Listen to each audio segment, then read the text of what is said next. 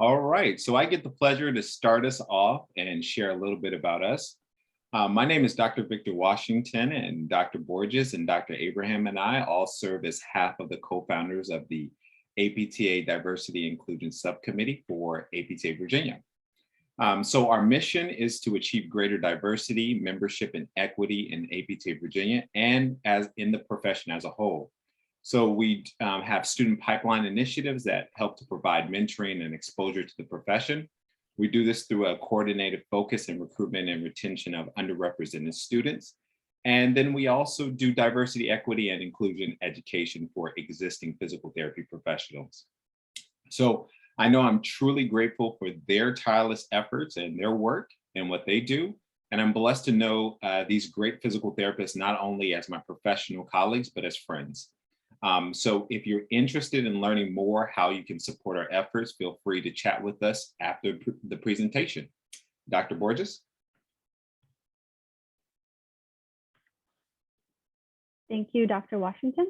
So I'm going to introduce myself formally. My name is Dr. Sonia Borges. I worked as a physical therapist in the clinic and mobile physical therapy setting for over 7.5 years with a certification in orthopedics. And again, my name is Dr. Victor Washington. I'm a board certified orthopedic clinical specialist. I'm a private practice owner at Theralution Physical Therapy and Fitness. And that's a roving physical therapy practice, which focuses on a whole body approach through the integration of clinical experts, fitness and maintenance training, and nutrition and mental health. Hi, everyone. I'm Dr. Zainab Ibrahim. I've been practicing as a PT for 8 years. I've worked in a variety of settings throughout my career and currently working within the home health setting, servicing the geriatric population. I've also started private practice operating as a cash-based mobile physical therapy service within the community. Okay, so before we start the presentation, we first have to cover the legal aspect of it. So as we move through our presentation, please be aware that this is not medical advice or a treatment plan and is intended for general education. And please consult your healthcare professional before doing anything contained in this presentation. Okay, so the first thing we're going to do is just take a little poll to get an idea of where people are with their foot and ankle pain. So, let's see. Okay, so how often do you experience foot or ankle pain? Never, weekly, daily, always.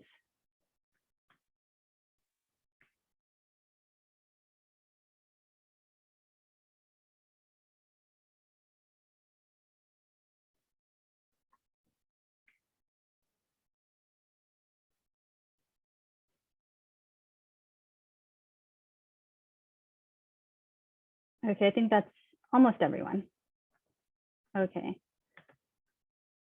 See, so it looks like primarily weekly.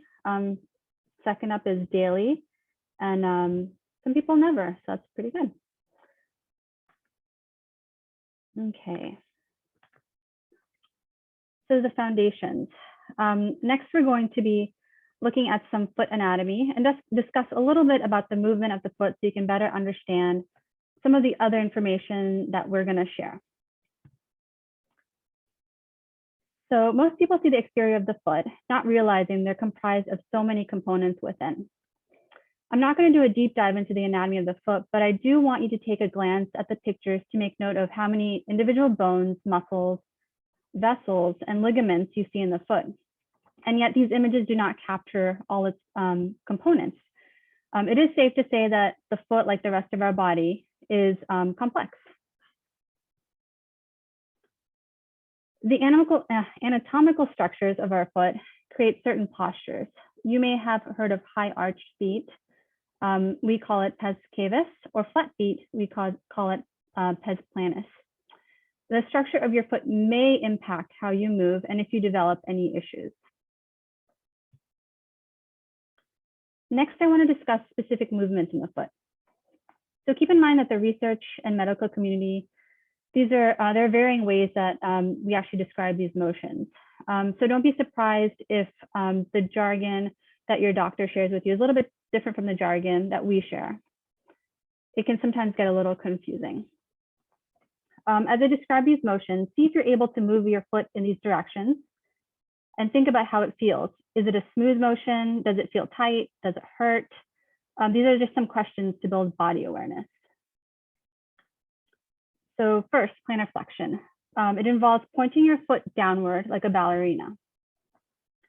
Dorsiflexion is the bending that happens at our ankles when we squat down. So it's like bending your ankle so that your toes are moving towards your nose. For inversion and eversion, move your foot like you're trying to trace the bottom of a boat. And abduction and adduction are side-to-side movements, kind of like when you wave your hand. Supination and pronation are combinations of these movements. These are usually the movements that most patients are aware of. Supination is a combination of the inversion, adduction, and plantar flexion, while pronation is the combination of eversion, abduction, and dorsiflexion. Pronation tends to have a bad reputation on the streets, but the reality is that we need all the different motions to move effectively. And the key factor really is timing, so keep that in mind as we talk about walking. So walking is one of the most obvious things that we do with our feet. As physical therapists, we like to break down the way people walk so we can see things more effectively, so we can see where there's room for improvement or things that just need to be adjusted so you can be more efficient. The bottom image shows you the different phases of walking that we tend to analyze. We look at how you move as a whole and then how each joint is moving. In regards to your feet, specifically, direct your attention to the top image. Sometimes something you might not know is that our feet go through different phases as we take steps. This will be while walking, jogging, or running. When we put our foot on the ground, it should be flexible, allowing us to efficiently absorb the forces from the ground traveling upward into our bodies. So a question to ask yourself is, am I landing softly? If the answer is no, then you might be sending unnecessary stresses up into your other joints. The halfway point in your step, your mid-stance, requires a stable foot. So you can ask yourself, can I engage the muscles of my foot to support my body weight so that other areas in my body are not getting overstressed? The last phase in your step is the push-off. Your foot needs a combination of stability versus springiness so you can propel yourself forward. For proper foot advancement, we want to be able to roll off the ball of our foot and push from the ground with our toes. So next, I want to discuss impairments. Impairments are considered any loss of normal physical or mental abilities. And keep in mind, what I cover is not a complete list. So before we get into the physical impairments, I want to discuss some limiting thoughts that might be contributing to your foot pain. So first, ignoring your symptoms. In our field, it's not uncommon to hear patients come in and say that they've been dealing with the same pain or worsening pain for the past 6 months, the past year, the past 3 years, or much longer. So yes, while it's true that sometimes their injuries can sort themselves out, our body is designed to heal itself. It's also true that if you do not address your impairments sooner rather than later, you're likely to create increased damage, as well as create a chain reaction of issues in other areas of your body, which we'll discuss later. So another common phrase is no pain, no gain. It's one of the things that physical therapists hate hearing. So we understand that it comes from a place of being tough and motivated. However, it is one of the mentalities that seem to cause people more injuries. What I like to tell my patients is that certain types of pain is okay.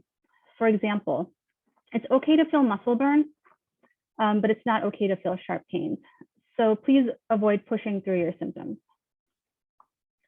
Next, thinking self-care is selfish. So we tend to put other people or other things first. We tell ourselves that we'll get to ourselves later.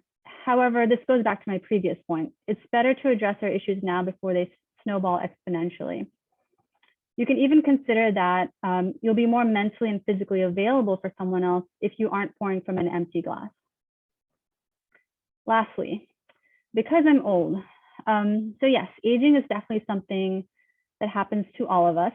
However, it's something that seems to limit a lot of our patients. People seem to think that just because you've hit a certain age or decade, you have to be a certain way or live a certain way or accept certain physical conditions of your body.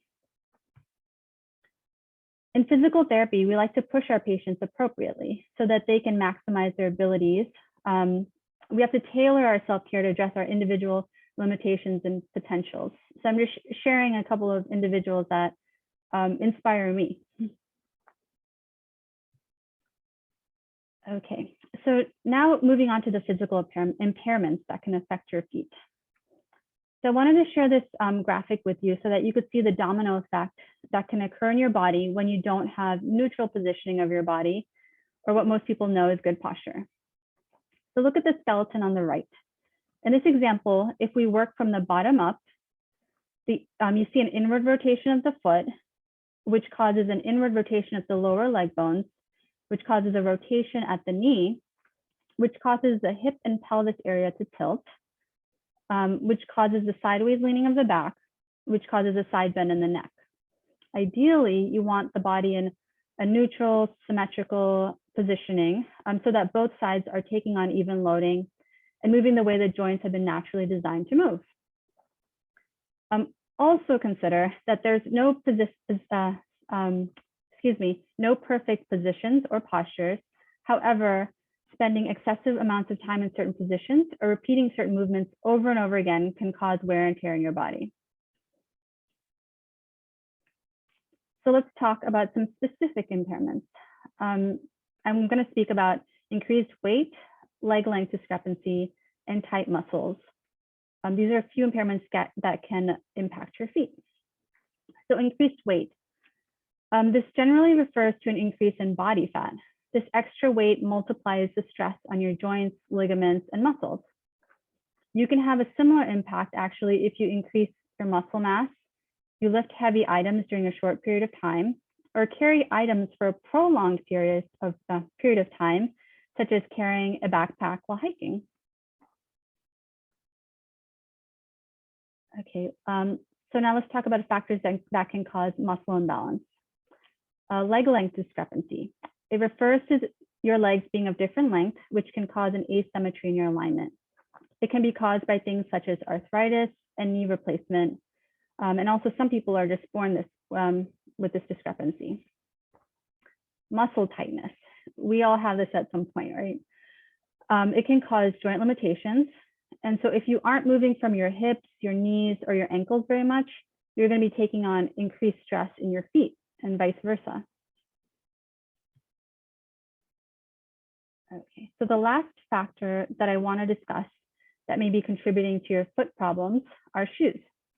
The shoes you wear are important because ideally they put your feet in an advantageous position and provide you with cushioning. Most people are familiar with at least the idea that heels are not the best shoes for your feet. So let's take a look at the picture in the middle. We're going to start from the bottom up again. So heels can cause tight calves, a tight and overarched low back, tightness in the front of your hips, which is caused by the arching back, weak abdominals, a weak upper back with impaired upper body posture, and a tight chest. And each of these impairments can lead to multiple issues. However, heels are not the only shoes that can cause impairments. Technically, any shoe really could. I want to point out 3 simple things to consider when it comes to your shoes. First, it may seem obvious, but a lot of people are walking around with pain when wearing their shoes. We tell ourselves, it's not that bad, or I'm wearing such and such brand, so it must be okay, or man, I look really cute in these shoes, or we have some other reason we've created to put up with the pain. If you're wearing a pair of shoes or orthotics and they're causing you pain, this is your body's way of telling you that you shouldn't be using that item, or there needs to be some sort of adjustment. Now, if you have a new shoe or a new orthotic, you might experience some soreness in different areas of your body, including your back. This is normal because the body might be adjusting to the new position and the use of different muscles. And this sort of soreness should go away after 1 to 3 days, generally speaking. Second, the toe box. It's the area of the shoe in which your toes live. When your toe box is too narrow, You're more likely to be exposed to bunions, which means your big toe will be bending inwards. The bending and or overlapping of your toes can cause uncomfortable pressure points, and you start to lose that ability to spread your toes, which allows for better push-off. Lastly, I think it's pretty obvious, the more cushion we step on, the less pressure we experience. What I want to point out is that the cushion in our shoes wears out and loses its elasticity over time. It's common to hear of runners that have found a great pair of shoes that they don't want to give up. So instead they switch out the insoles in their shoes after a certain number of miles of running. And this is something I recommend that you consider as well. Dr. Washington will be speaking about specific injuries now. All right, thank you, Dr. Borges. Next slide. So I'll be discussing the foot and ankle pathologies. So we'll be discussing the most common and well-researched conditions that we treat as outpatient orthopedic physical therapists. And they are Achilles tendinopathy, plantar fasciitis, ankle sprains, and plantar tendinopathy. All right, next slide. So starting with Achilles tendinopathy. So what is it? Well, Achilles tendinopathy is an overuse injury of the tendon. And so the primary site of the injury is just proximal to the insertion on the calcaneus, so right above the heel bone, about 2 to 6 centimeters. And the reason is this is just an area of hypovascularity. So there's not enough blood supply in that region.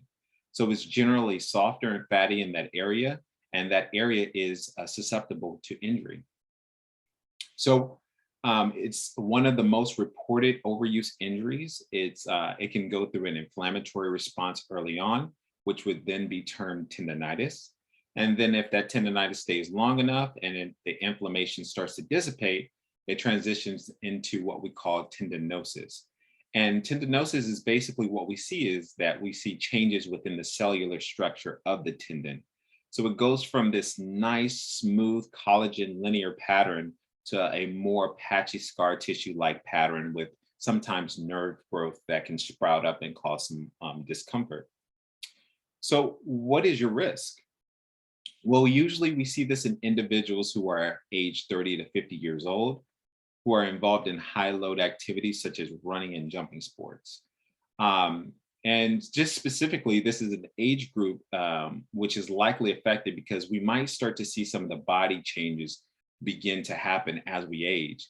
And this is still an age range where a lot of these individuals are still very active. Next slide. So how does it occur? Well, it can occur from excessive eccentric control. So a lot of activities that require a lot of load, like running or tennis. So it can also be the result of maybe a change. So there's been an increase in your activity. So getting back into your exercises, or it can lead to a lot of this increased load on the tendon. So what you might experience? You might experience some of the stiffness at the insertion of the tendon, especially with the activities like walking, running, and jumping. Next slide. All right, heel pain and plantar fasciitis. So what is it? So plantar fascia is the structure which is highlighted in green. It's a very broad structure, and it helps to support the arch of the foot and has an important role in the normal foot mechanics during walking. So if we look at the anatomy, and you can kind of see, if you look in close, you can see some of the nerves which actually run under the plantar fascia. And one specific nerve is the tibial nerve. And that can actually lead to some discomfort, leading to a differential diagnosis of heel pain. And it really speaks to the other contributors that can lead to the discomfort if it's not the plantar fascia. So it's mostly considered an overload injury from a physiological or mechanical stress. And what we see is that there are micro tears and inflammation. And that's just due to the excessive tension on the plantar fascia. So inflammation can be localized where the plantar fascia meets inserts onto the heel. And if it is going through an active inflammation, you may have the discomfort but sometimes it may not go through the active inflammation, and that will not be present. So you may go to your doctor and ask for a corticosteroid injection, and sometimes it may help for the first 2 days, but then it can go right back to where it was. So this condition can last a long time. The mean duration is about 13 to 14 months. And what we see is that bone spurs can be present, and they're just generally the result of the tension of the fascia, which pulls on the insertion over time, which causes the bone to be stimulated and grow that little spur. But the good news is that it's not always correlated with pain. So you may get it x-rayed and you may see the little bone spur, but it may cause no discomfort for you. So what's your risk? Well, this is seen in both athletic and non-athletic groups. So those individuals who are non-athletic are not immune. It occurs at any age, but mostly in females between 40 and 60 years of age. And other risks include if you have a job where you stand for long periods of time, if you have a higher BMI. So that's basically putting a lot of load, that additional load on the plantar fascia. If you recently increased your weight-bearing activity, I myself experienced this at one point when I was a student. So from a student sitting all day to then transitioning to the clinic where I'm on my feet all day or working with clients, you can experience that as well. So I empathize with those who go through this condition. Having the planus foot position, or also known as a low arch, can put you at a higher risk. And that's because the plantar fascia is just always stretched and it's always on load. But even if you have a high arch, you can still be susceptible. That's just because the high arch leaves the plantar fascia shorter. And so when the activity increases, like running, you're asking your plantar fascia to be more pliable, which can cause some of the discomfort. And we also see that if you're lacking some dorsiflexion motion restrictions, so you have a stiff ankle joint, that can put you at a higher risk. Next slide.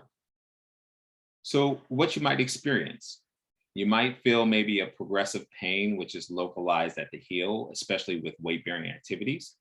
And one of the hallmark signs that we typically will see is with the first steps in the morning, or even after a period of non-weight bearing, you might have some discomfort. And this is just because the foot has been been in this plantar flex position all night, where a lot of the stresses are reduced. And then you're actually loading the plantar fascia with the first few steps in the morning, which can lead to that discomfort and the irritation. But eventually, as you get it moving and going, it gets more pliable and get more stretch, and then that makes it feel better. So you might even experience some progressive worsening with weight bearing throughout the day. And then when you squat on your toes, because this causes a lot of tension, increased tension through the plantar fascia. Next slide. So another common one, ankle sprains. So who's experienced an ankle sprain? Do you know someone who's experienced an ankle sprain? Well, 1 out of 10,000 people per day sprain their ankle. And if we extrapolate that, that's about 5,000 to 27,000 sprains per day. So if you've ever sprained your ankle, you know that things can get loose.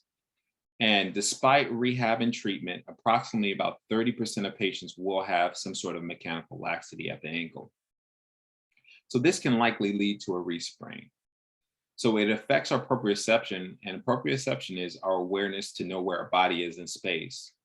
And our proprioception is important because we need it for the feedback for our joints, our muscles, and our tendons, our ligaments, to help provide input and increase our stability. So what is it? And how does it occur?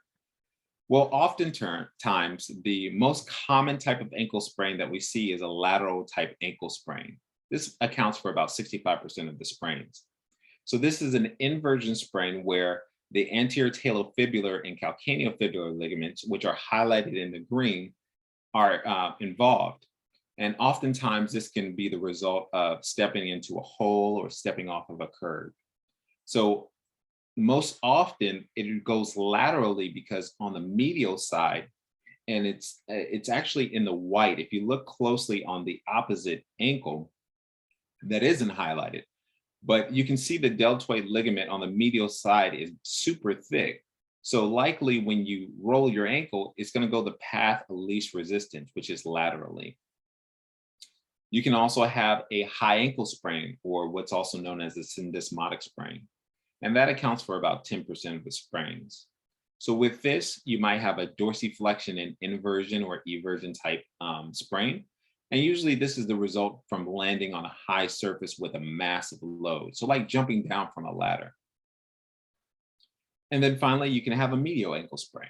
So this is about 5% of sprains. And this is an eversion type of movement. So that means a very extensive force had to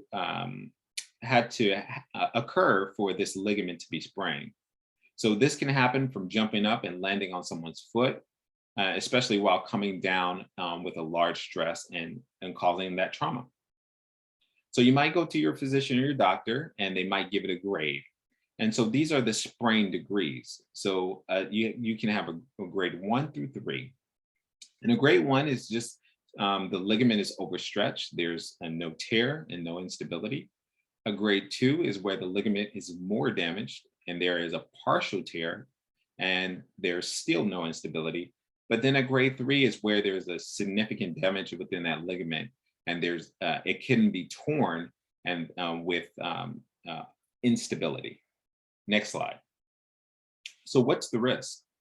Well, if you have any asymmetry, especially for dorsiflexion range of motion, so if you have that stiffness within your ankle, and if you have decreased hip abductor and hip extensor strength, or if you're involved in any court sports like volleyball, racquetball, or basketball.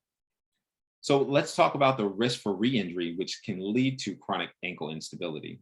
And chronic ankle instability is if you've had one lateral ankle sprain and at least 2 episodes of the ankle giving way within the last 6 months. So if you've had a history of a previous ankle sprain, you're at a higher risk. If you don't use a brace or any external supports, you're at a higher risk. And then if you haven't participated in any balance or proprioceptive prevention, any balance or proprioceptive prevention training after your past injury, then you're at a higher risk. Next slide. So what you might experience, you might experience some swelling and some ecchymosis, and that's the discoloration you see right there in that picture. You might have some tenderness over the injured ligament. You might have a loss of range of motion and some difficulty with the weight bearing. Next slide. And finally, posterior tibial tendinopathy. What is it? Well, posterior tibial tendinopathy, the posterior tibial tendon is an arch supporter, so it helps to control the foot. It works eccentrically and concentrically. So it really helps to prevent our arch from collapsing. So the issue arises is that this is a tendon, and tendons can deform. So with extra load and stress, it can actually become elongated. It can get overused easily, which can lead to the posterior tibial tendinopathy. So this is associated with age-related changes as the collagen wears down as we age. And as we said before, with a lot of these tendinopathy, if it's tendonitis, that's where you might have inflammation, and that's in the acute phase. And then when it stays for a long time and starts to transition, it's termed tendinosis, which the condition is then chronic or long-term. So what's your risk? So your risk increases for those who have a BMI that's considered overweight. And for any individuals who stand for a long period of time, like at their jobs, especially with weight bearing. So you could be a professor and you're standing at a podium for a long period of time and be susceptible for this. Next slide. So what you might experience, you might have some pain, especially with weight bearing activities, localized around the medial ankle, the medial plantar arch, or the distal medial calf. You might have some discomfort, worse with the first few steps in the morning. And then one of the other things that's different from the plantar fasciitis is that you actually might see a collapse of the medial longitudinal arch with this. Thank you.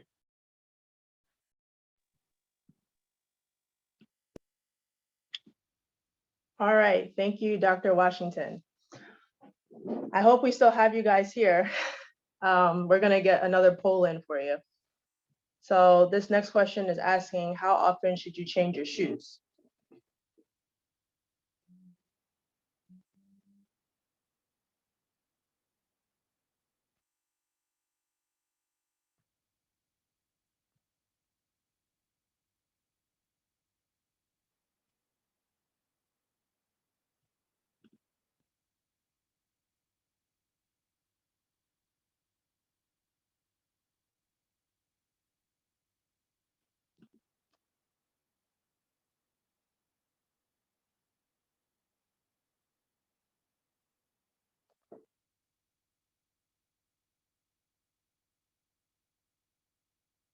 Okay, it looks like a lot of you chose the correct answer.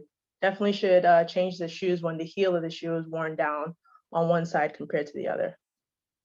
So good job, everyone. All right, so we've discussed the anatomy of the foot and associated pathologies. Now it's important to highlight preventative measures to ensure optimal foot function.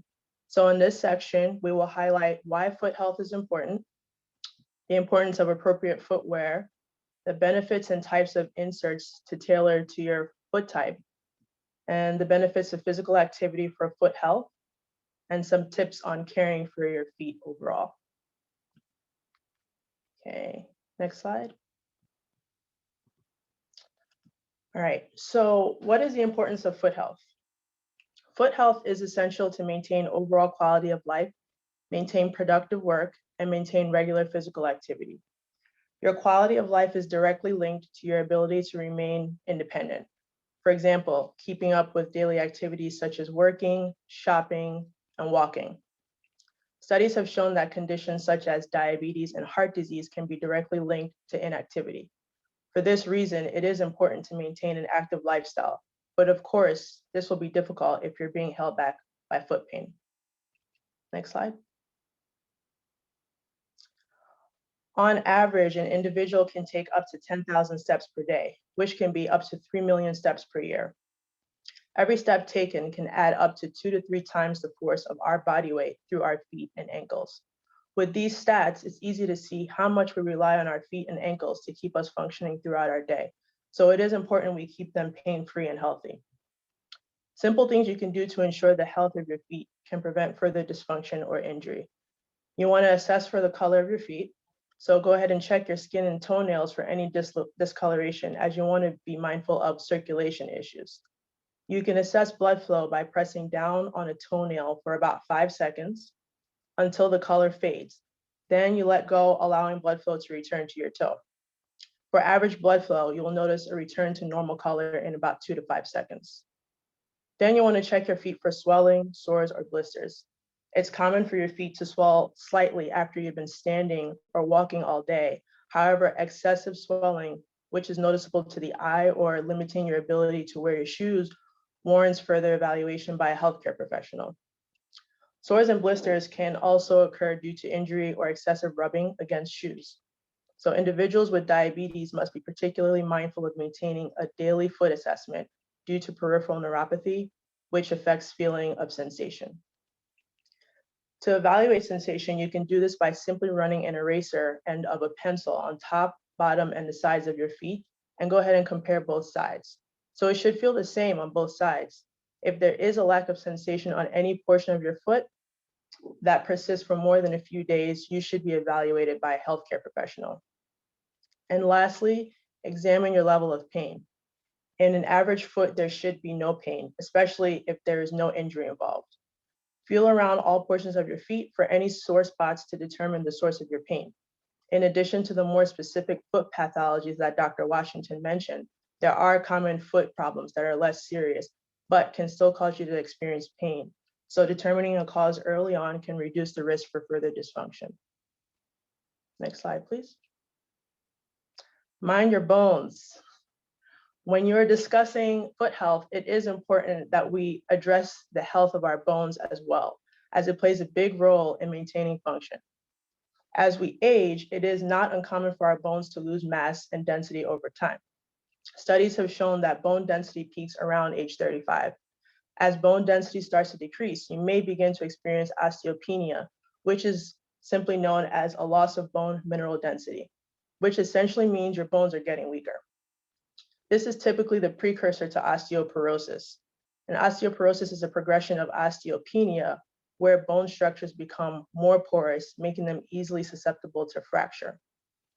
So individuals who are more susceptible to developing osteopenia and eventually osteoporosis include women, individuals over the age of 35 due to the decreasing bone density, also having a smaller or thinner frame, having Asian or Caucasian ancestry, and individuals with a history of poor nutrition due to lacking certain minerals in their diet, having a sedentary lifestyle, smoking, alcohol consumption over time, and women in menopause due to hormonal changes. It is important to note that the progression of this disease can go unnoticed for many years without symptoms or discomfort until a fracture actually occurs. One of the first places you can notice signs of osteoporosis are in the feet, which can manifest as a stress fracture, which is typically characterized as a small crack in the bone. Weaker bones will be more susceptible to change in activity or overuse, causing the likelihood for fractures. So now that we are aware of the importance of bone health, how can we prevent potential problems? Next slide. In addition to physical activity, diet plays a major role in improving bone health over time. Adding vitamin D and calcium can prevent gradual bone loss and maintain bone quality. So good sources of calcium include dairy products such as yogurt and cheese, but people who may not tolerate dairy can also substitute with almond milk or soy milk. Other good sources of calcium include sardines, salmon, and green leafy vegetables such as kale. Milk serves as a good source of vitamin D. However, it can be obtained from other sources such as mushrooms, fortified cereals or oatmeals, and fortified orange juice.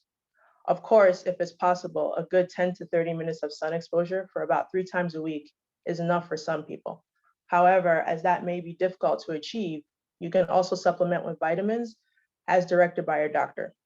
But the typical recommendation though is about 400 IUs to 1,000 IUs daily. So below in the chart are calcium recommendations by gender and age group, according to the National Academy of Sciences. Of course, we will always recommend that you consult with your doctor prior to taking any vitamins or supplements. Okay, next slide, please. So why is appropriate footwear so important? Any foot specialist is well versed in the notion that there are muscles in the lower extremity that cross the ankle, the subtalar, midfoot, and MTB joints, which are crucial to overall functioning of your foot. So once we go ahead and place tight socks on our feet and jam our toes into a shoe, we significantly reduce the function of our toes and ultimately of the muscles. For this reason alone, it is imperative that we have appropriate footwear to offset all the forces that we put through our feet from daily standing and walking or running tasks. So appropriate footwear is key. Next slide, please. Shoes were created to protect our feet. There are many varieties that are appropriate for purposes of walking, running, dancing, or just to be stylish. For whatever purpose you decide to put a particular shoe on your foot, you have to make sure it fits properly and is comfortable. To ensure that, you want to consider measuring your feet. So foot size and shape can change over time. So don't rely on the fact that you have been the same size for a long time. Have your feet measured at the end of the day, as it is not uncommon for your feet to swell up as the day progresses. Also, note that one foot can be larger than the other, so you always want a size to the larger foot. And then go ahead and try on shoes with the socks you intend to wear with them to ensure the accurate fit. You also want to consider the shape of the shoe. So does it have a wide or narrow toe box? This is important to make sure you do not have crowding of your toes, which can lead to foot pain and deformities over time. As you can see in the photo to the right, it shows the foot alignment as you go from narrow to wide toe box, with the widest being the most appropriate fit as the toes are adequately spaced. Lastly, assess fit for comfort while in the store. So to perform this, you would do it while standing and making sure you have at least a ½ inch of space between your longest toe to the end of the shoe. So that's about the width of your finger. Next slide, please. So what's the purpose of shoe inserts? Next slide. Okay, so shoe inserts serve to provide more cushion and support than most shoes.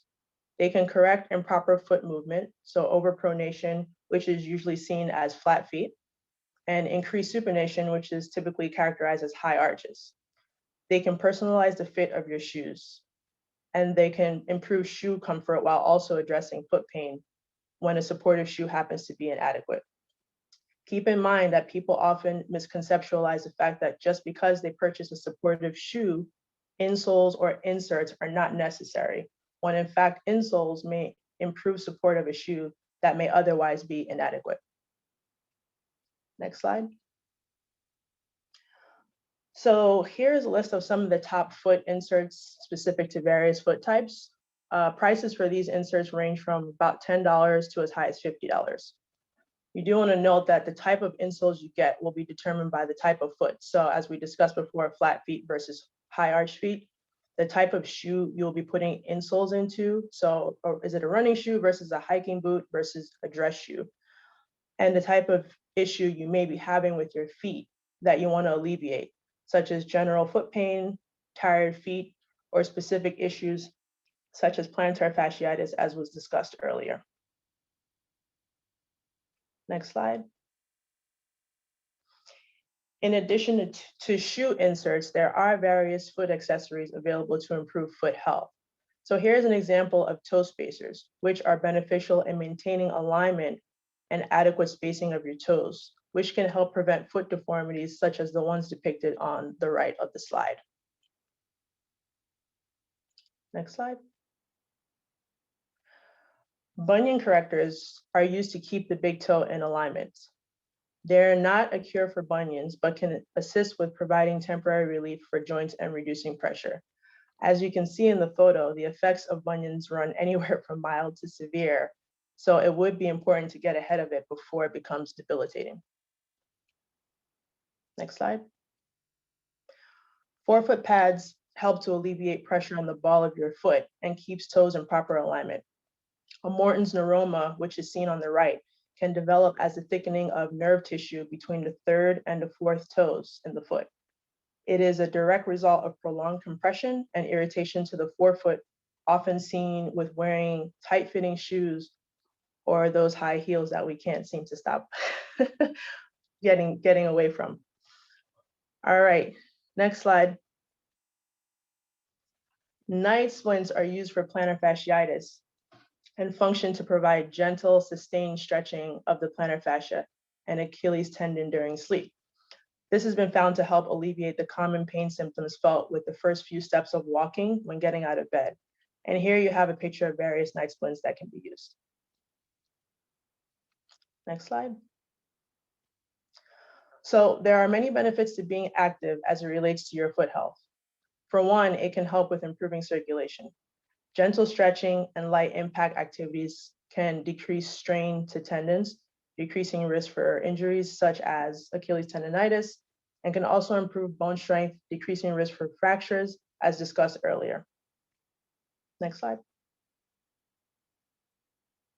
Swimming can be great for those who suffer from swollen feet, as it is a good cardiovascular activity to improve circulation. Yoga is good for improving flexibility and range of motion, which are essential for reducing risk for foot and ankle injury.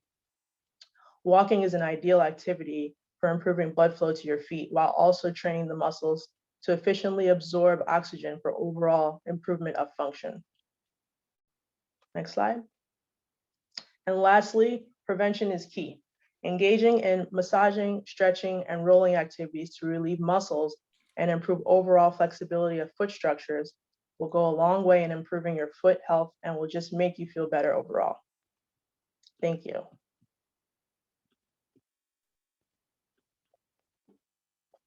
All right. Thank you, Dr. Abraham.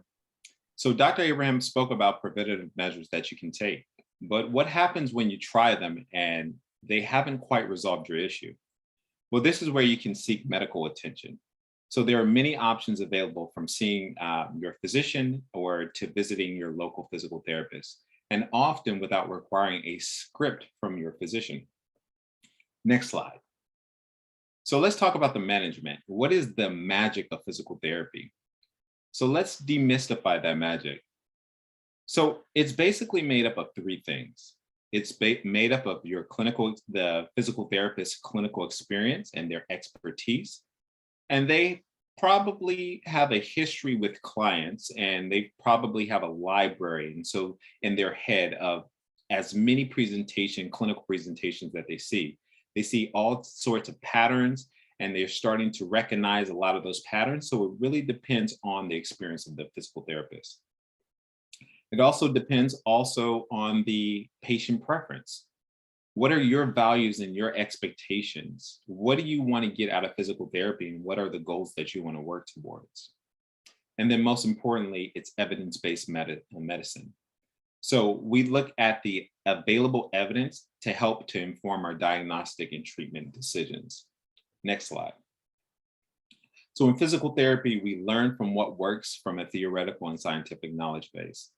Then we apply that clinically in order to help to restore, maintain, and promote optimal physical function. So we scour the evidence for the best available evidence.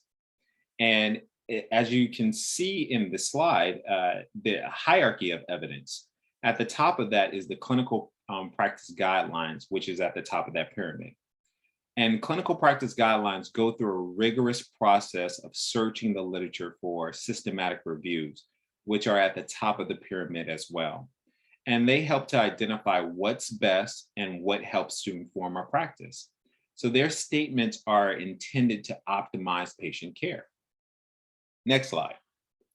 So the aims of the guidelines. So they help to identify what is considered evidence-based physical therapy practice.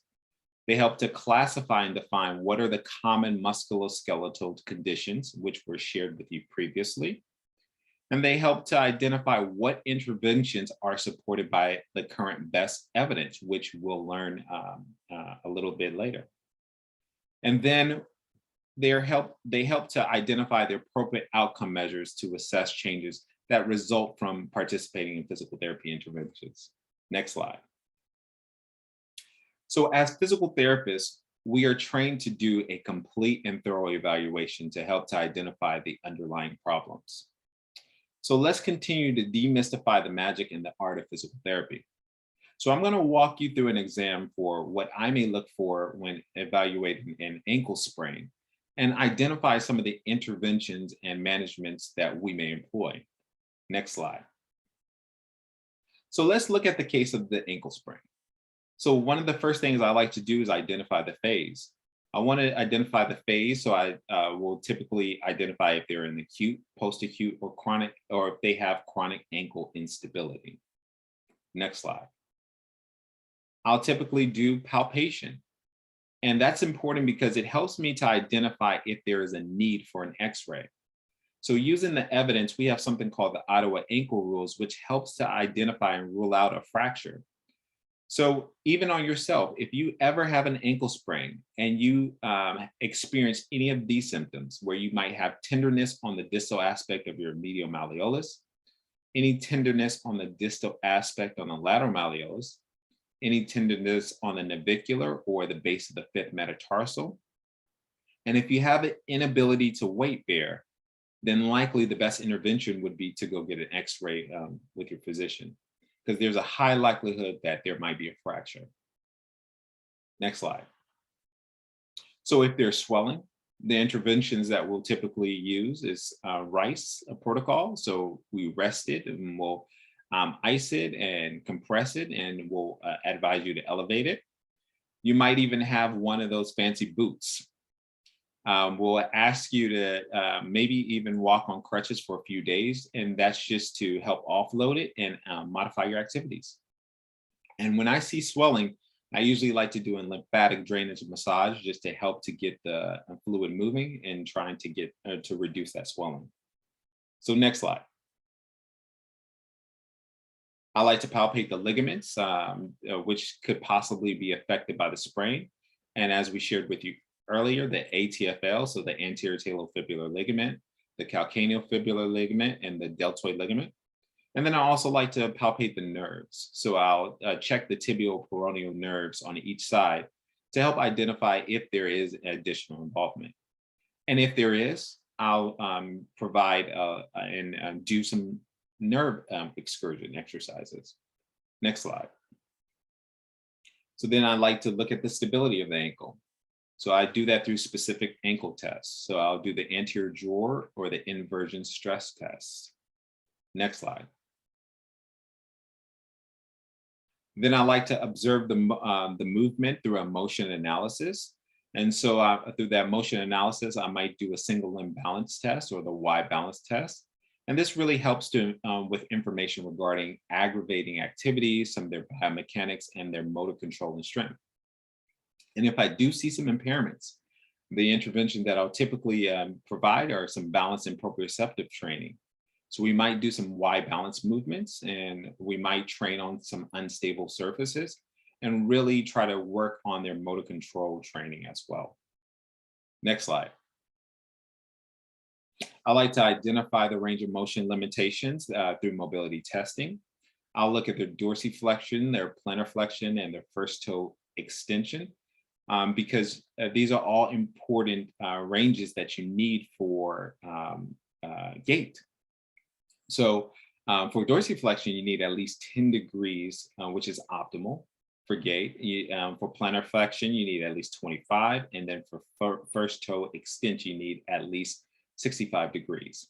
So if I do see that they are lacking any of that range of motion, some of the interventions that I might do would be like manual therapy. And that's just to improve the joint motion. I might even do some soft tissue calf range of motion to help with the restrictions. And then I will typically prescribe some exercises like muscle flexibility and soft tissue mobilization, soft tissue mobilization exercises. Next slide. So then I like to identify the foot posture index. And I like to identify if they're supinated, pronated, overpronated, or have a neutral foot posture, because that's very important, especially if we're going to be prescribing any orthotics. Next slide. All right. Then I'll do some strength testing through manual muscle testing. I typically will test the posterior tibialis, the peroneals, and the gastrocs. And the posterior tib is responsible for supporting the arch. Your peroneals help with the control of the foot, and your gastroc help with the elevation. So if I do see any impairments, the intervention that I'll use is a therapeutic exercise. So I'll recommend short foot arch raises in the static and dynamic positions. I'll even do some inversion exercises, maybe with a band, and some heel lifts while keeping the big toe down to really help to train the peroneals and the posterior tib. And then I may even give some anti-pronation measures, some anti-pronation measures. So I might tape their foot or prescribe a foot orthosis. So not just only to look at the foot, but all of the other areas as well. I'll look at some of the indirect biomechanical associated impairments, and we'll possibly do that through a functional activity. So typically this helps to identify if there's like any glute weakness or any motor control, which results in a quad dominant strategy. We'll see if there's any lack of dorsiflexion, which causes some excessive pronation and a collapse at the arch. So I'll have them do like a step down or a drop down test, or even a partial squat. And if I do see some impairments there, one of the interventions that I might do is a therapeutic exercise progression, where we first start to learn with activation to learn how to turn that muscle on. Then once we have it on, we'll work on strength and then the control of that muscle, and then reapply that to their movements. So we'll do some movement re-education. Next slide. And then finally, to see if we've made changes, we use validated outcome measures to monitor your progress over the course of the care. Next slide.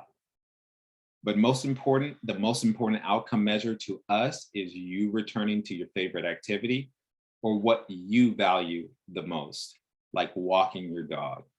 Thank you. Okay, so we've reached the end of our presentation. So we can take questions now. I don't see any questions in the chat box yet, but if anybody wants to unmute themselves and ask a question, go ahead. I have a question, Bonnie Nelson. I, this morning, tried to do an exercise where we're supposed to put our foot back and touch our shoelaces on the floor. And obviously I haven't been used to that, and I got a cramp in the foot right away. So what do you suggest for that? Just doing it more, doing lighter or something? I don't know. I've been getting a lot of cramps lately in my legs and feet. In that case, if it's a specific exercise, generally we just recommend that motion might have been too much. So maybe taking a shorter stride, not keeping your feet so far apart. But if you're getting cramps, there might be some other things going on. But if we're talking about just that one specific time, it's more likely something you just need to adjust. Okay, thank you.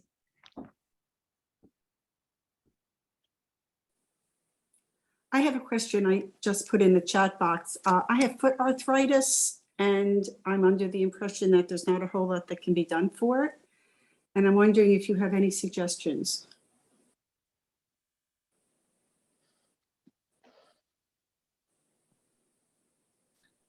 With the foot arthritis, so just with any arthritis, when we address it in the clinic, we first like to tell everyone that we're not going to heal it, right?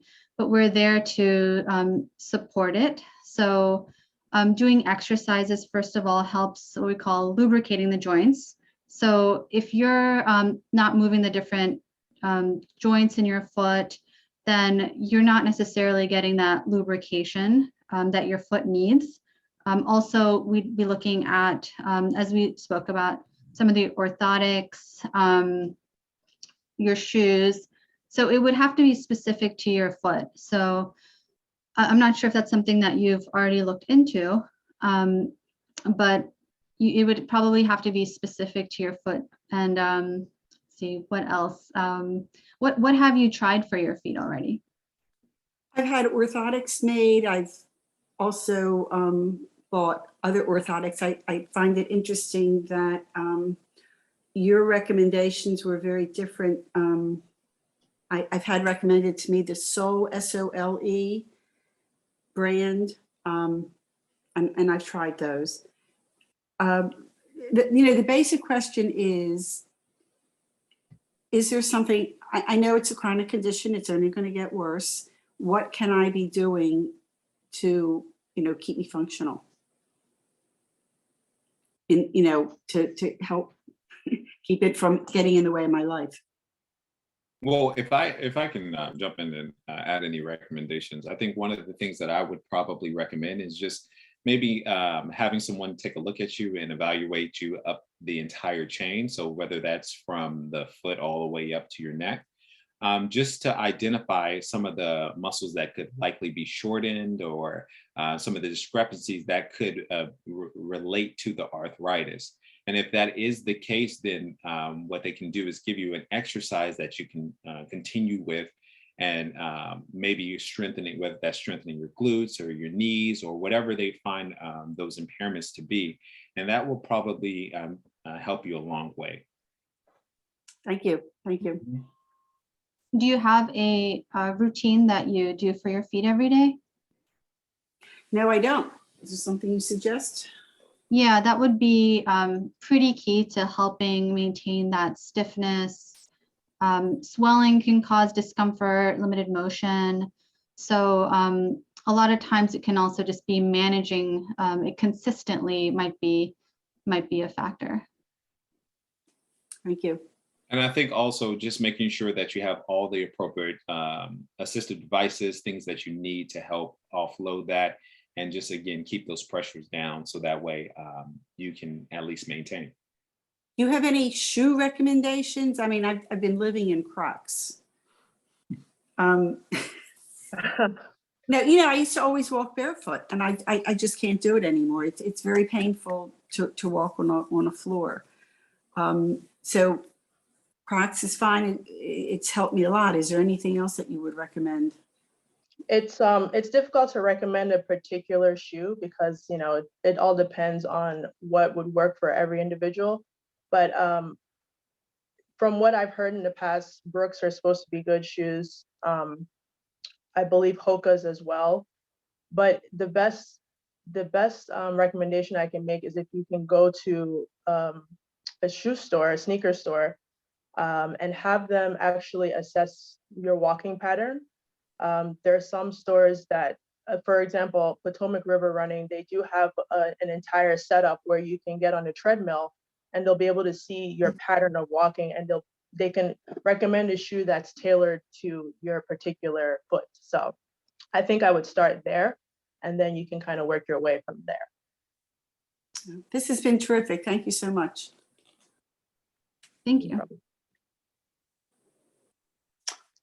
Any other questions? Oh, yes. Yes, a quick question.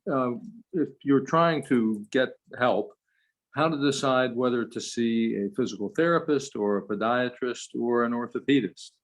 Mm. Mm.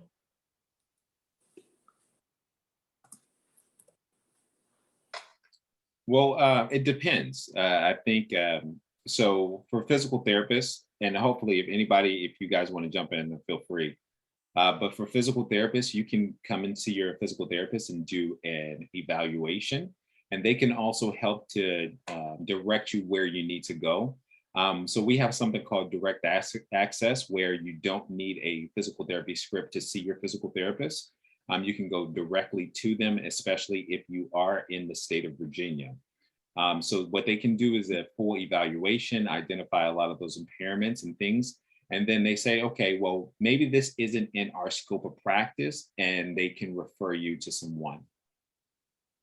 Mm-hmm. Would that be covered by Medicare? It can, yes. Yes, Without it a can. script? Okay, I've always gotten a script first, but they're usually easy to get. Yes. Mm-hmm. I have a question in the chat about two things. First of all, let me just say this was a wonderful presentation, and I hope you open an office in Springfield. The first question was, when I walk, I get back pain, and I'm wondering if I use a cane, if I use one of those walking canes, if that will help.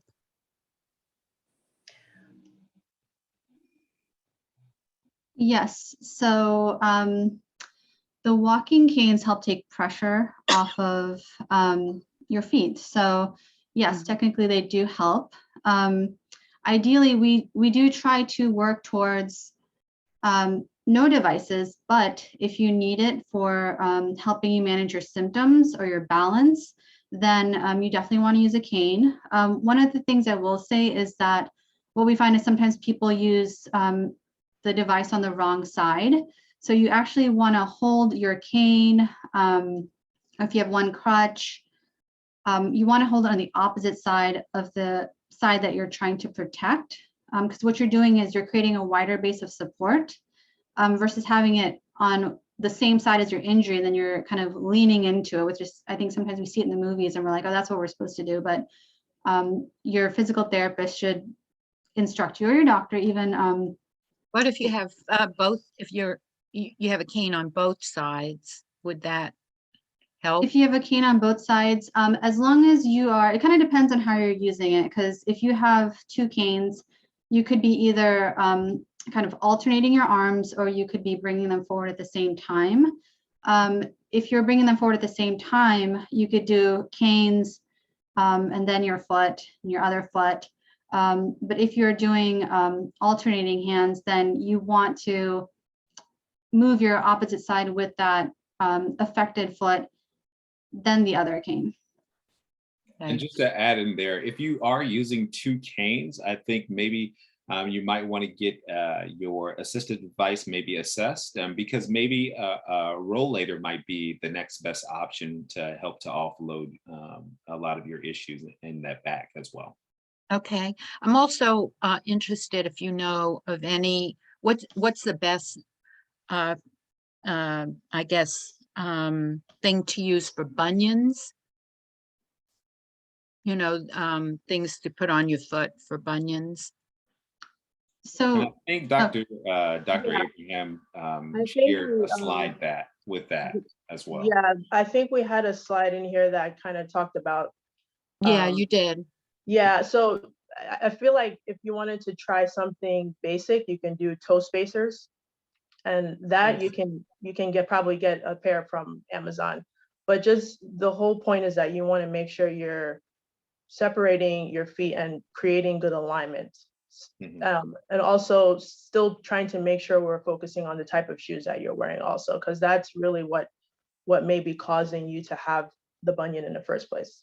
And also the force that actually goes through the foot is what also actually creates, besides the genetic components, which is interesting to me.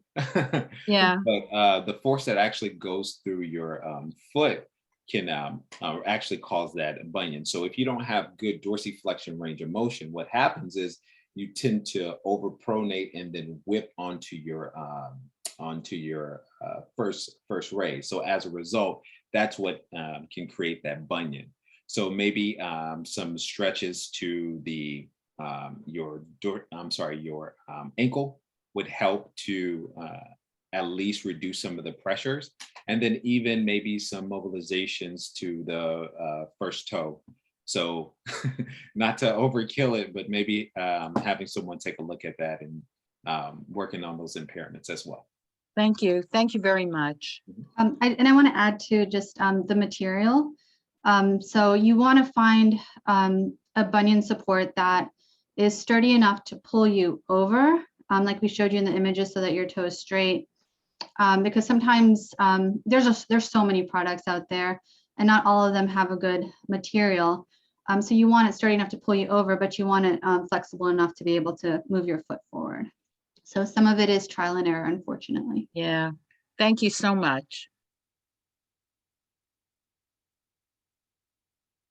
Oh, and as far as where to get the best bunion supplies, looking at the question from the chat box, I don't think there's one place, right? There's medical supply stores, pharmacies.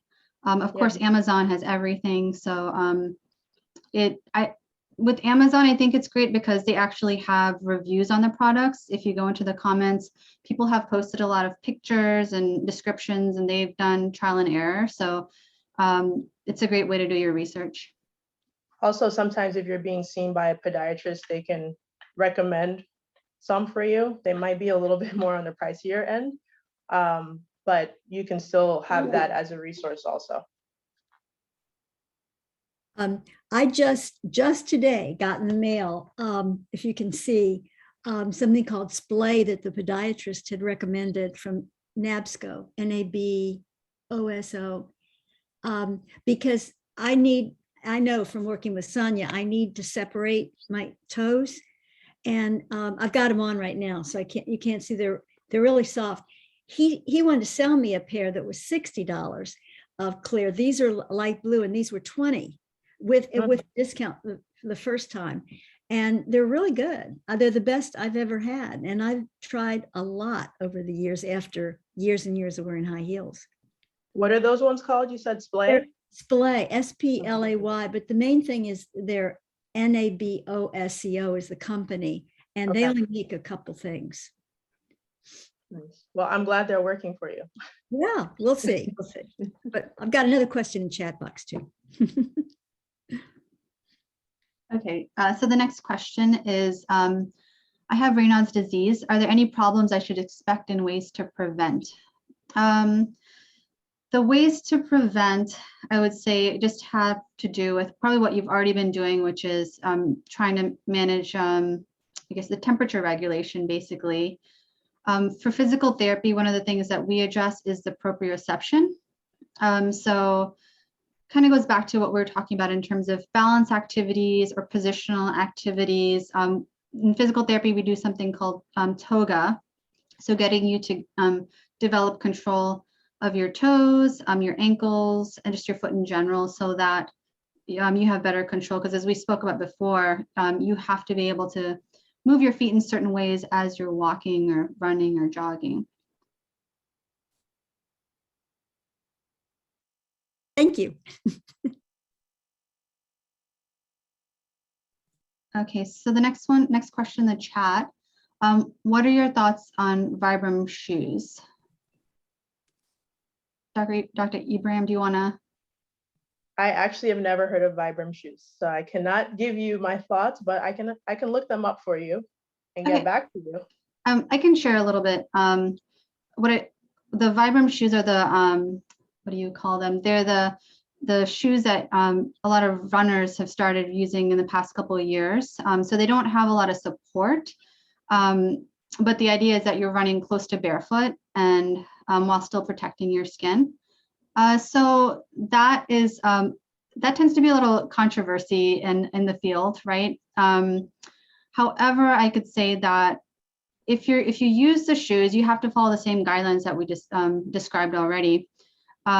If you're running in them and you feel pain, not a good idea. You want to start out soft, maybe running on the grass with it first before going into the concrete, because obviously same thing, you're going to be getting more force going through your whole body.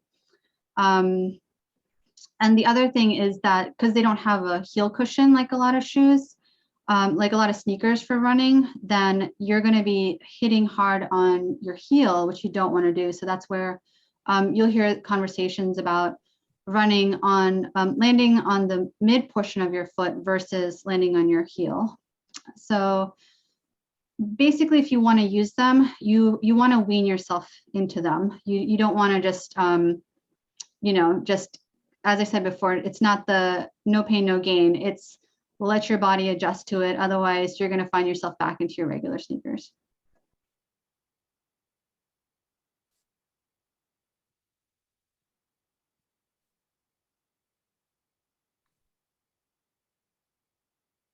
Okay, so I'm looking at the next question. So this is from Bonnie. So with our in our physical therapy session, I had her pick up marbles with her feet. So is there something else I could use, and how often should I do that exercise? So yes, there's different exercises, just different ways that we do it. So you can use a towel. So just scrunching up a towel. I've seen people fold a towel with their feet. Are there any other exercises, Dr. Washington or Dr. Ibrahim, that you guys have used? Are we talking about the arch exercises? Yeah, arch exercises similar to picking up marbles. Yeah, so one of those are just keeping your feet down, having maybe putting a quarter under the base of your first toe, and then having you do that. So that way it helps to really kind of target that arch for you is one. That's one of my favorites that I like. And then also just doing those exercises statically while just standing, and then starting to do those with movement as well. Right. And I didn't see the full question. Was it relating to ankle stiffness? Oh, it was just, she was sharing that she does the marbles in our physical therapy session. So okay. Just looking to see if there are other ways to do the exercises, and what would your recommendation be for frequency? So generally, I would recommend that if you get that ankle stiffness, I would probably even take a look at the ankle joint itself, some of the little smaller muscles as well. So we're doing the arch lifts because of the smaller muscles. But frequency, I would say at least 3 times per day is a good start, and probably anywhere from maybe taking about 5 minutes or so in the mornings to go ahead and get that started. You can also do some standing, weight shifting exercises as well too, to start working those muscles underneath the bottom of your foot and challenge yourself while in standing also. And if you're getting a lot of stiffness in the morning, I like to tell my patients to start by just kind of doing some ankle pumps. Start working on their ankles, getting the movement, getting a lot of fluid going through their ankles, and then have them do that. But then also work on the knees. So maybe pushing the back of your knees into the bed, and then even squeezing your glutes to help to reduce some of the stiffness that you might experience. Yeah, another thing is to actually stretch before bed. So stretching before bed, so you're a little bit more flexible. That applies to your whole body. And then in the morning, yeah, before you, like Dr. Washington was saying, before you get out of bed, start moving anything that feels a little uncomfortable, because it probably needs to be moved. Sometimes I'd say traditionally, our response is rest it or protect it, don't move it, which is good if you have like an acute injury, something that just happened, like Dr. Washington had described previously. But if this is something that happens each morning, your body's telling you, hey, we haven't moved, you don't have enough blood flow. Let's do this before we hop out of bed. And all of your joints, especially for your ankle, because I think it was stiff, a lot of these are syndesmotic joints. So that means it's basically you have a lot of fluid within those joints. And so that fluid can start to come to a resting place. It can start to thicken, and then which would cause some of the stiffness as well. So by having you do those movements, it gets the fluid that mobile and get the motion in there. And then that really helps to reduce some of that stiffness and decreases the joint pressures. The car ride is a little bit tricky, but same thing before and after stretching. Sometimes, the foot might be a bad example of this, but when I stop at a stoplight, stretching out my neck, stretching out the other foot that's not on the brake, that sort of thing, just to help you break up that 30 minutes of sitting really still.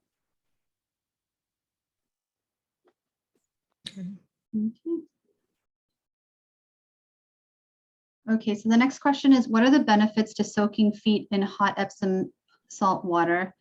Will this help with sore feet? Dr. Ibrahim, do you want to? Well, it's more of just a relaxation thing. So when you're dealing with having heat to the body, it does help with loosening up muscles and allowing you to be able to incorporate stretching along with that. So I think Epsom salt will kind of go based off of a personal preference. There's no necessary scientific thing that says, oh, you should use Epsom salt, but based off of comfort, it will help with kind of the preliminary portions of starting to get into stretching activities for you.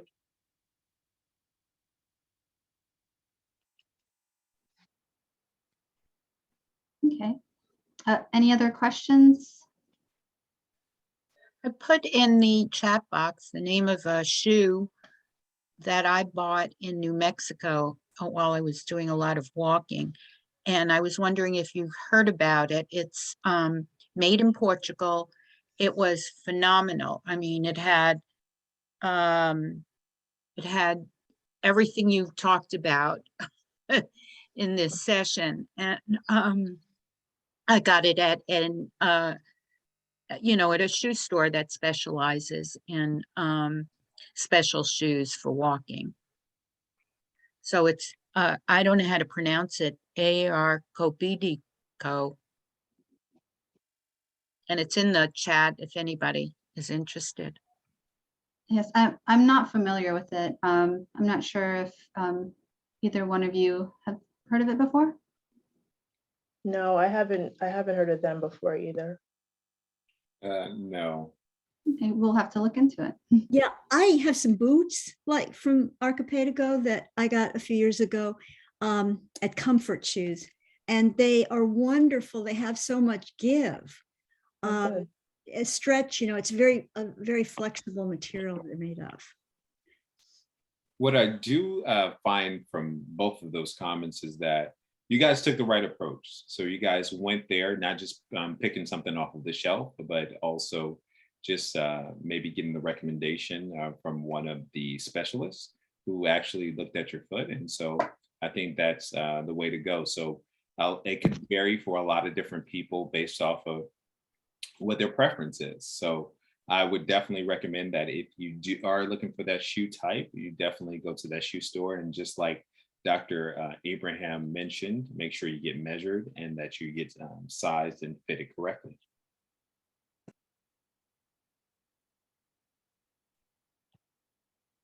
Okay, any other questions?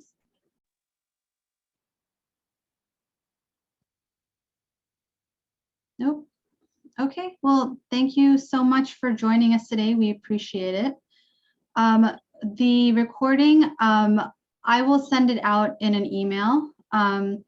Is there any other information that you guys want me to share with you?